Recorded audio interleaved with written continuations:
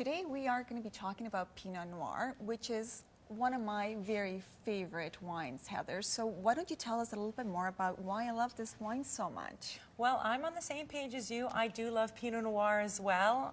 It is quite an amazing grape. Let's start it with a little bit of a story. Have you seen the movie Sideways? I have, and it sounds like it's a very difficult wine to find. Yes, it is. So the movie is about these two people trying to find the perfect glass of Pinot Noir, which is actually fairly difficult. Pinot Noir is called the heartbreak grape.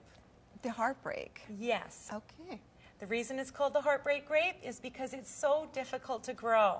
It needs particular climate conditions, soil conditions. If it's too wet, it's going to rot. If it doesn't like what it's planted in, it'll get a disease. It's very particular.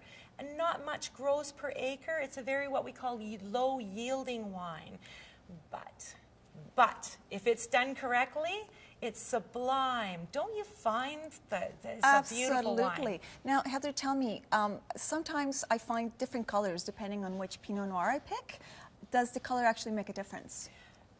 The classic color of a Pinot Noir is quite light in color. As you can tell by what we've got poured here, you can see through the glass. Yep. Now, that doesn't mean that it's a weak wine. It just looks light in color, but there's lots of body on the palate. The color comes from the skins. So what might be happening with certain Pinot Noirs is that they sit the skins and the juice together for a longer amount of time, so the skin extracts more color into the juice. Great. The other reason that might be happening is that some countries allow a different variety of grape to hide within the labeled Pinot Noir. So you might be drinking Pinot Noir with Merlot in it. How would I know? You might not know. So it's just a matter of tasting it and knowing what you love. Okay. So we've got a couple here today. Sure. Shall we take a look? Absolutely. Okay. Now we've got Pinot Noir from Burgundy. Burgundy is considered the benchmark of Pinot Noir in the world. It is absolutely the most famous Pinot Noir that's grown, and everybody tries to somewhat get to that point. Although because of the way the slope of the land is, the climatic conditions in Burgundy, that's why we're seeing such great wine. Other places in the world try and imitate and do a very good job. Okay. Let's start in France with Burgundy. Sure. And we've got this glass here. So what I want you to do is we're going to take a look at France and we're going to take a look at California. And let's talk about what we see as differences. All right. So we just swirled and now we're doing a little sniff. I smell pepper. That's right. Pinot Noir has a marker of pepper, which sounds odd for a wine, but yes, you are correct. And then raspberries, but more of a tart raspberry. Yeah, not sweet at all, for sure. Yes, it's a little bit cooler of a climate than our California one. So let's take our California one and take a little smell of that. Oh, that is fruitier, for sure. Definitely fruitier. It reminds me of like fresh broken cherries, that kind of lush, fresh cherry, very or crisp. strawberries. Yes. Now, if you taste both of them, they're going to taste different as Okay. well. So we take a little sip. It's a little bit tart. Yes, there's some nice acidity there, more of a tart raspberry, more of a maybe almost unripe strawberry on there, Right, which is right. classic. That's what it's supposed to taste like. Okay. Okay, but at the same time, we can try our California one, and it's got some fantastic qualities. That is very nice and fruity, very easy drinking. Yes, it is.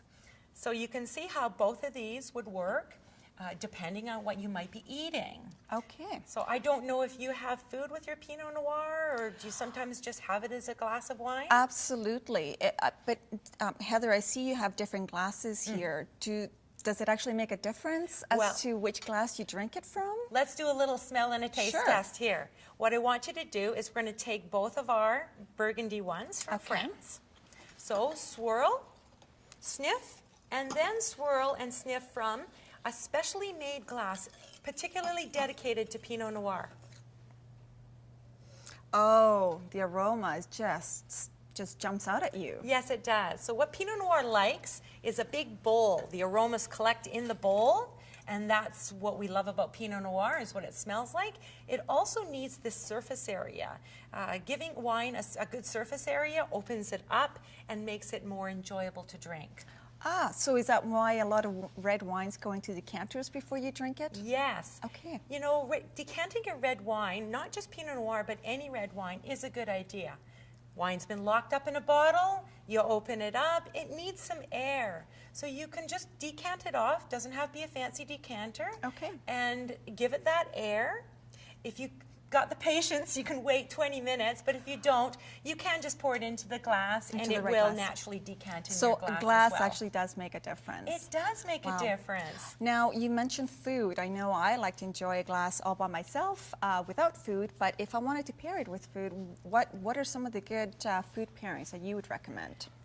This is your go-to wine for your ham turkey dinner. Thanksgiving, Christmas, New Year's. The wines pair easily with the ham and the turkey, but also are nice with other things on the plate. Your cranberries, a lot of vegetables will be quite nice with this. It even goes with mashed potatoes. Why not? So not only a wine that you can enjoy once in a while by yourself without any food, or for special occasions like Christmas. Yes. Well, for me, any time's a special occasion when it comes to Pinot Noir. That's excellent.